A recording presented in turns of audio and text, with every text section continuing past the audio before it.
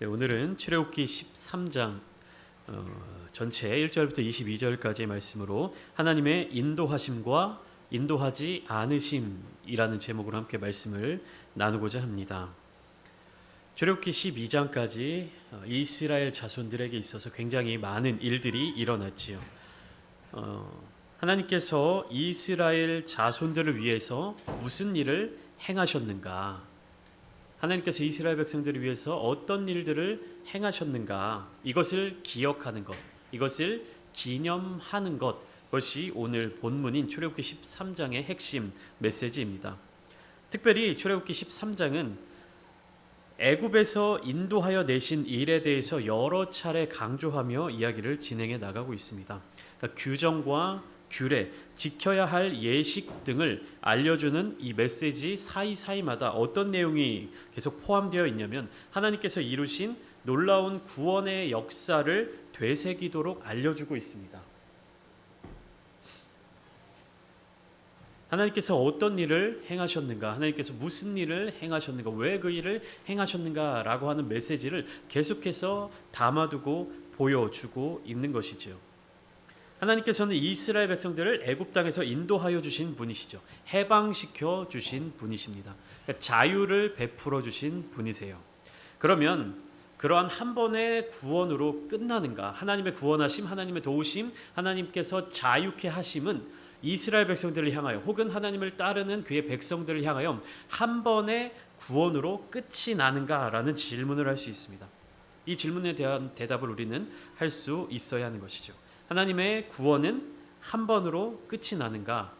아니다라고 대답할 수 있습니다. 하나님께서는 해방된 이후의 삶, 즉 구원받은 이후의 삶도 계속해서 인도해 주시고 책임져 주시는 분이십니다. 하나님은 이스라엘의 미래를 책임지실 것을 강조하며 약속의 말씀을 계속해서 주고 계신 거예요. 새로운 땅에서, 약속의 땅에서 그동안 살아왔던 노예로서의 삶이 아닌 하나님의 자손, 하나님의 백성으로서의 삶을 살아갈 수 있는 소망을 주시는 것입니다. 노예로서 살아가던 이스라엘 백성, 이스라엘 자손들에게 하나님의 백성으로 살아갈 수 있는 소망을 주시는 것이죠. 그런데 우리가 소망이라는 이 단어에 대해서 좀 유의해서 살펴보아야 합니다. 소망이라는 단어, 그리고 하나님의 약속은 이 희망 사항에 있지 않아요. 우리가 교회에서 말하는 믿음의 사람들이 신앙생활을 하면서 말하는 하나님께 소망을 두는 것, 이 소망은요 우리가 보통 삶에서 희망 혹은 희망사항 이렇게 이야기하는 것과 동일한 뜻을 가지고 있지 않습니다. 그러니까 희망사항은 뭡니까? 이루어지지 않은 일에 대해서 그렇게 되기를 바라는 것이 희망사항입니다. 희망입니다. 그러나 하나님께서 우리에게 주신 소망, 하나님께서 우리에게 주신 약속은 무엇이냐면요 이미 이루어진 일입니다. 하나님의 약속을 한번 기억해 볼까요? 이스라엘 자손들이 애굽에서 노예 생활하고 있을 때 하나님께서 약속을 주셨습니다. 약속을 기억하시고 그들에게 말씀해 주셨죠. 내가 너희를 그 땅에서 인도하여 내리라. 하나님께서 약속의 말씀을 주셨습니다.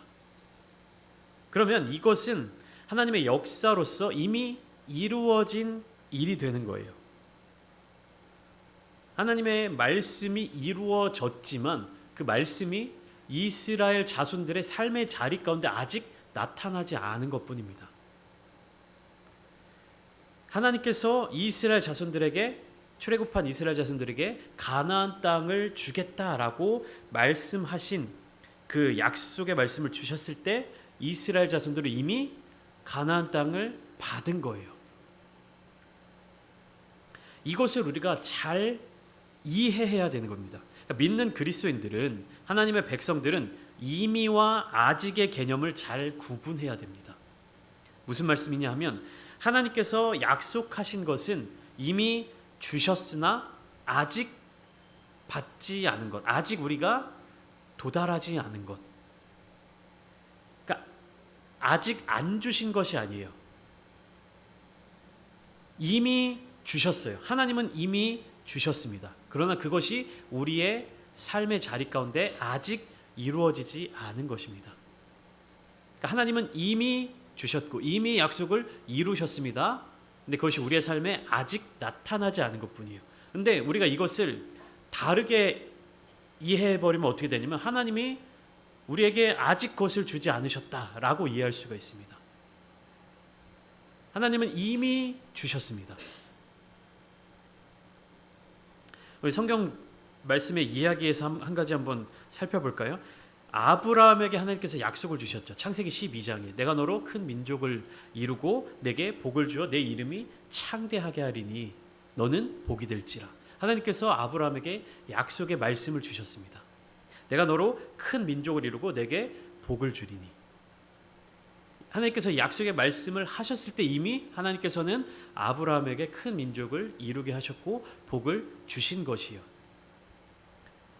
다만 이 약속의 결과물, 이 모양은 언제 나타났습니까?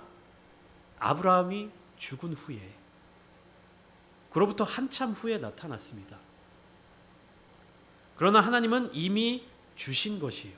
창세기 15장에서도 마찬가지죠. 하나님이 아브라함에게 이렇게 약속을 주셨습니다. 내 몸에서 날 자가 내 상속자가 되리라. 이 약속은 언제 이루어집니까? 창세기 21장에 다다라서야 약속이 이루어지는 모습을 우리가 볼 수 있는 거예요. 시기상으로 따지면 한 15년 후, 16년 후 정도로 추정할 수가 있습니다. 이 개념을 우리 믿는 그리스도인들은 잘 이해하고 있어야 되는 거예요. 하나님이 우리에게 약속하신 것은 주신 것입니다. 그리스도인들이 이런 말을 할 때가 있습니다. 어떻게 살아가면 이러이러하게 살면 하나님이 우리에게 복을 주실 거야 라고 이야기를 할 때가 있는데 이것은 틀린 말이에요. 반대입니다. 하나님께서 우리에게 복을 주셨기 때문에 우리가 그러한 삶을, 하나님이 기뻐하시는 삶을 살아내는 것이다, 이렇게 고백할 수 있어야 되는 거예요. 우리가 어떤 일을 함으로 말미암아 하나님의 복을 이끌어내는 이러한 조건이 되는 것이 아니라 하나님이 이미 우리에게 복을 주셨고 우리는 하나님의 그 복과 은혜로 말미암아 삶 속에서 하나님을 기쁘시게 해드리는 삶을 살아낼 수 있는 것입니다. 우리가 이러이러한 좋은 일들, 이러이러한 선한 일들을 행하면 구원받고 천국에 갈 수 있어 라고 이야기하면 틀린 것이죠.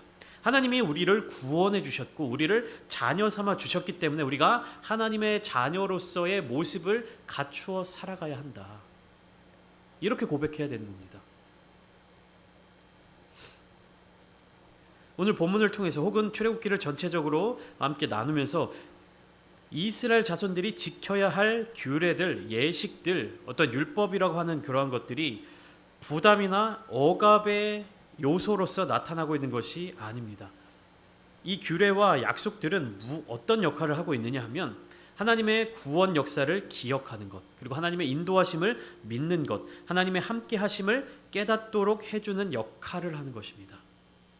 율법과 규례, 그리고 어떤 이스라엘 자손들이 지켜내야 할 그런 모습들은 하나님께서 그들에게 부담을 주시기 위해서 만들어 주신 것이 아니라는 사실이죠. 우리가 부부가 결혼을 하면 어떻게 합니까? 결혼 기념일이 매년 돌아옵니다. 이 결혼 기념일은 부담입니까? 남편에게 있어서 아내를 위해서 무엇인가 선물을 준비해야 되는 부담스러운 날입니까? 아내로서 남편에게 무엇인가 선물을 줘야 되는 부담스러운 날입니까? 그런 날이 될 수도 있지만 결혼기념일의 실제적인 의미는 무엇이냐면 남편과 아내의 관계를 지속적으로 동행할 수 있도록 꿈꾸게 만들어주는 역할을 하는 것입니다.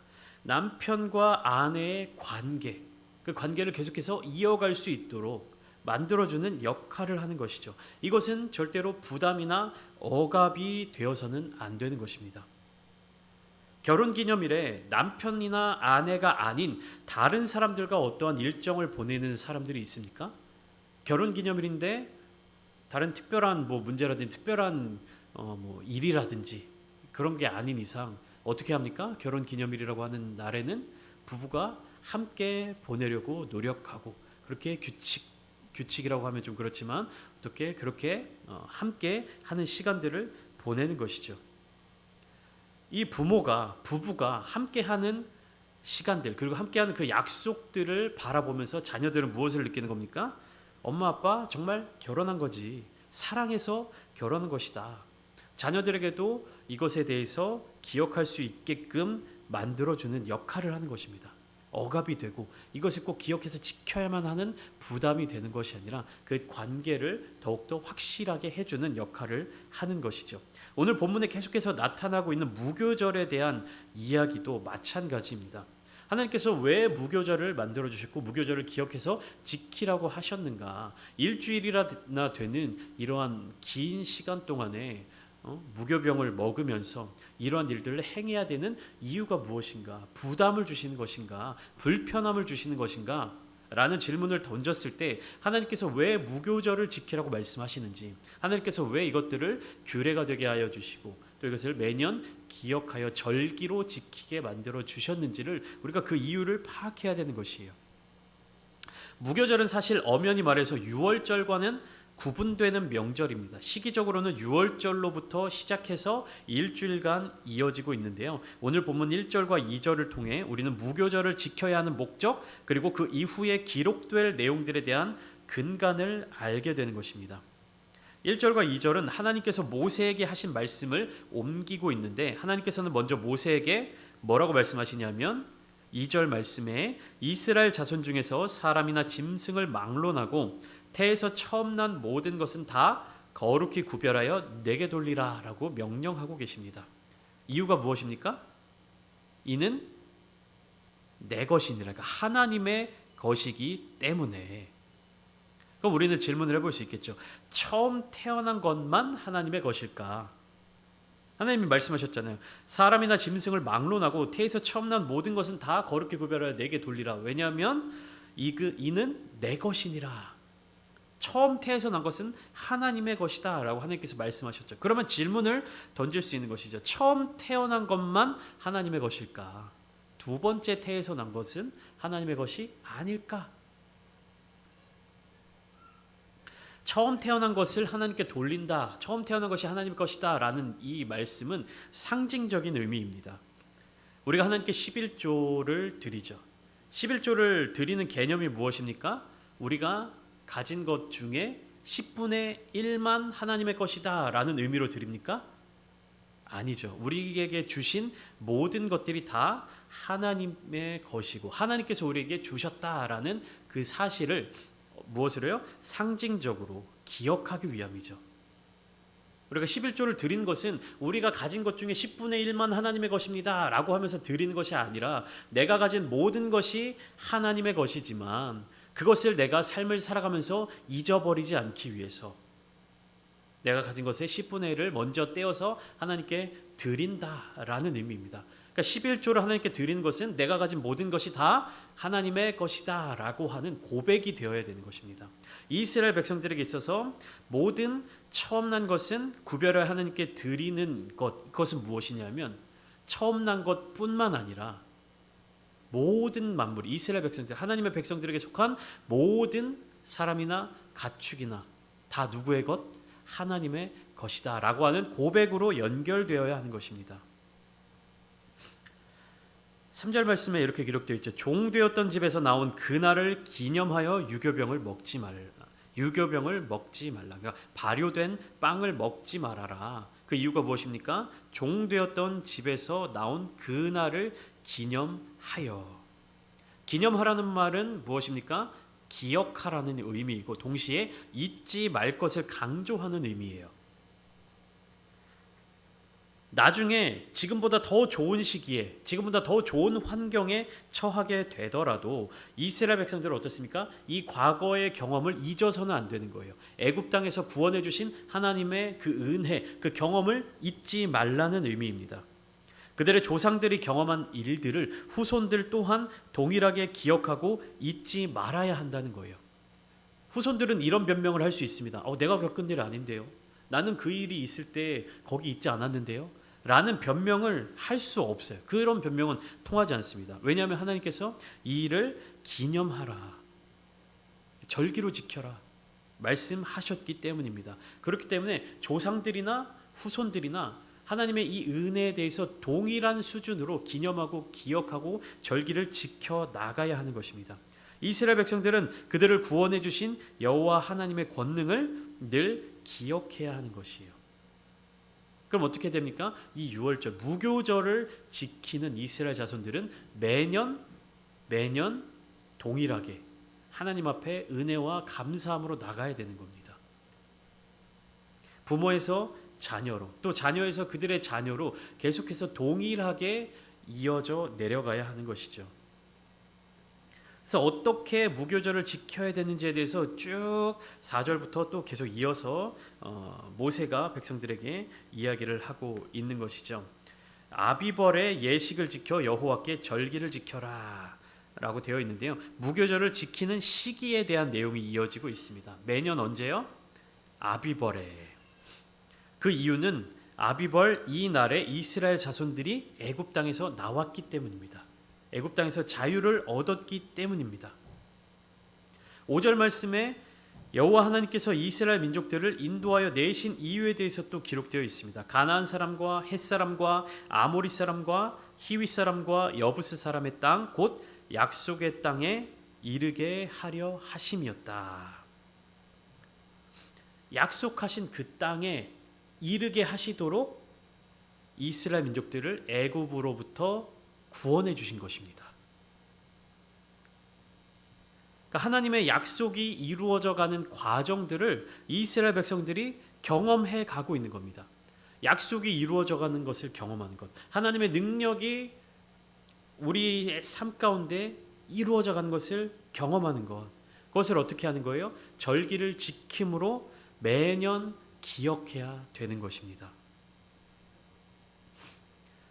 그 어떻게 지켜야 되느냐에 대한 이야기가 또 6절부터 쭉 이어지고 있습니다. 다양한 모습들과 규례들, 규칙들이 나타나고 있지만 결국 우리가 집중해서 봐야 되는 것은 무교병이 무엇을 의미하는 것인지, 누룩이 어떤 의미가 있는지 여기에 집중해서는 안 됩니다. 하나님이 왜 유교병을 먹지 말라고 그러고 왜 누룩을 넣지 않은 빵을 먹으라고 하셨지? 왜 굳이 맛없는 빵을 먹으라고 하셨지? 누룩이 어떤 의미를 갖고 있는 건 아닐까? 여기에 집중할 수 있는데요. 중요한 것은 겉으로 나타나 보여져 있는 모습들이 아니에요.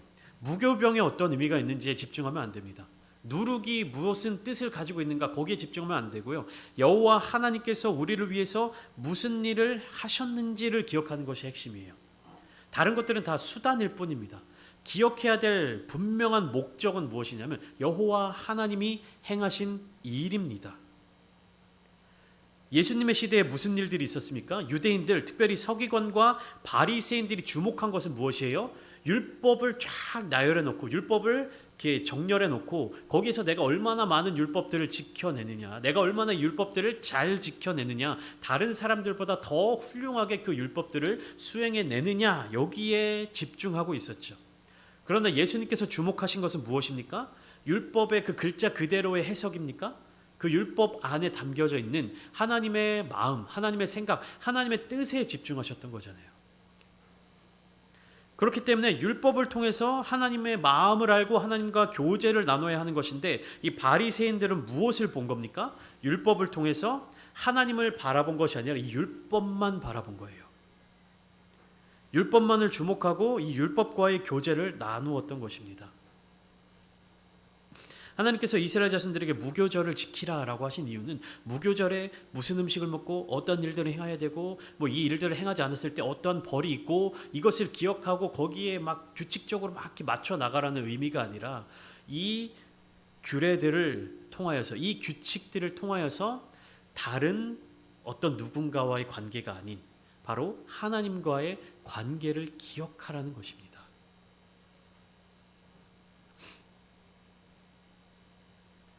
11절부터 16절까지의 말씀에서는 여호와께서 그 땅에 인도하시고 그 땅을 주시거든, 그러니까 약속의 땅에 너희가 다다르게 되면 그 이후에 무슨 일을 행해야 되는가, 그러니까 1절부터 10절까지의 말씀을 반복하여 또 나타내고 있습니다.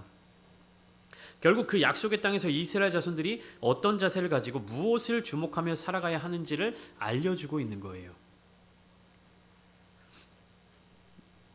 그곳에서 누구를 바라봐야 되는 겁니까? 여호와 하나님을 바라봐야 되는 거예요.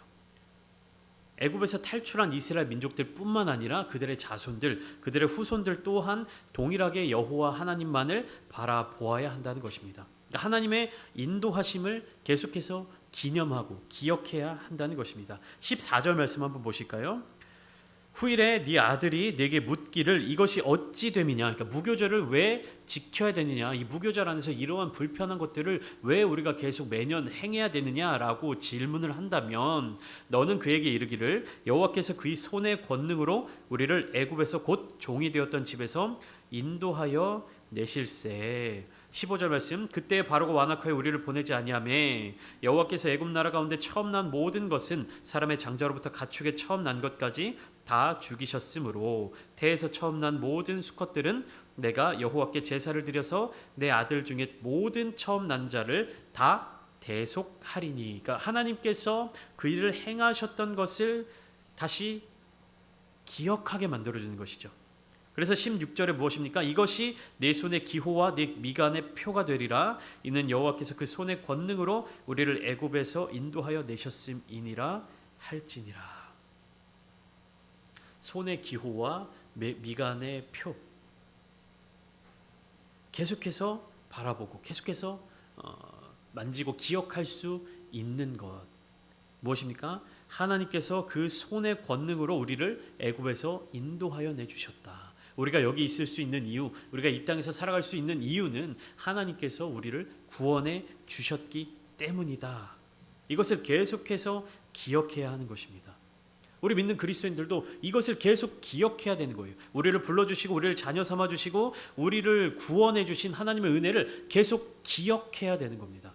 아 그래 나는 예수님 믿고 구원받았어. 나는 하나님의 백성이 됐어. 라고 하는 것만으로 만족하고 그냥 일상에서의 삶을 살아가는 것이 아니라 처음 신앙을 가졌을 때, 처음 구원받았을 때의 그 감격, 그러니까 하나님을 계속해서 매년 동일하게 바라보아야 하는 것입니다.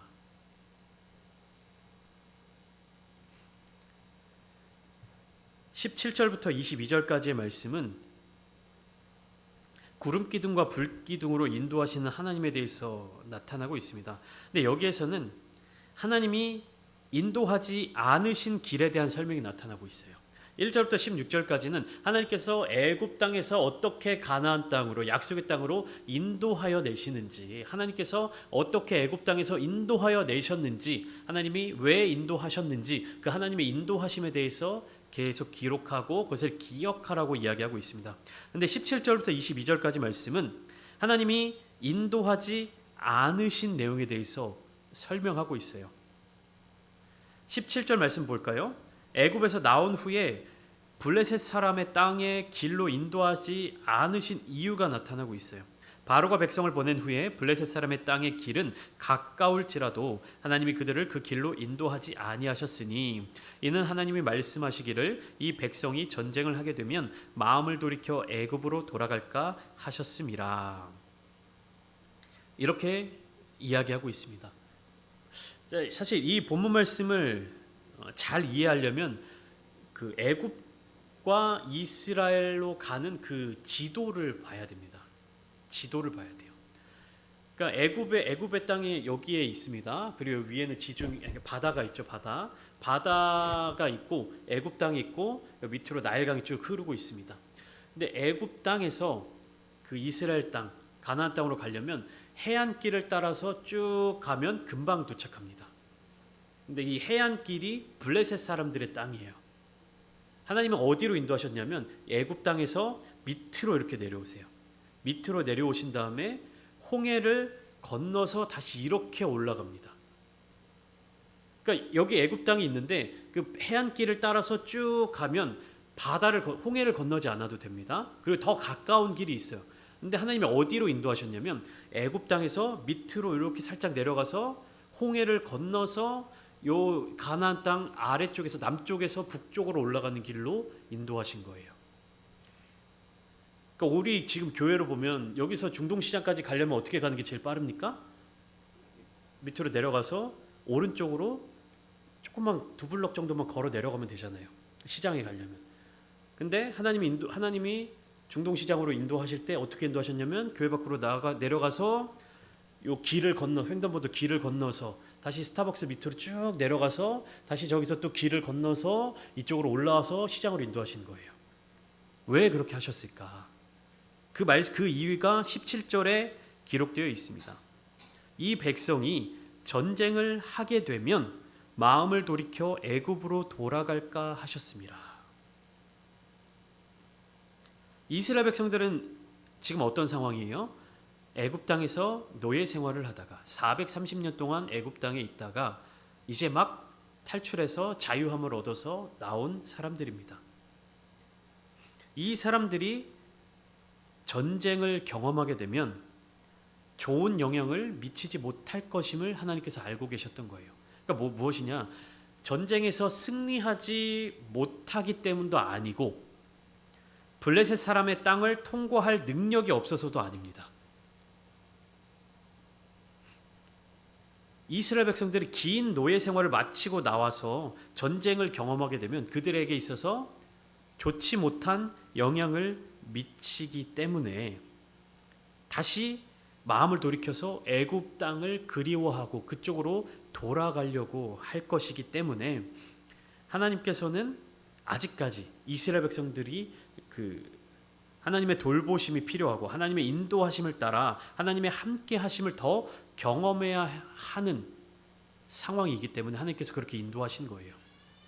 다시 정리를 하면 아직까지 이스라엘은 애굽에서부터 자유함을 얻은 후에 그들 스스로 무엇인가를 결정하고 그들이 스스로 무엇인가를 할 수 있는 능력이 없다는 것입니다.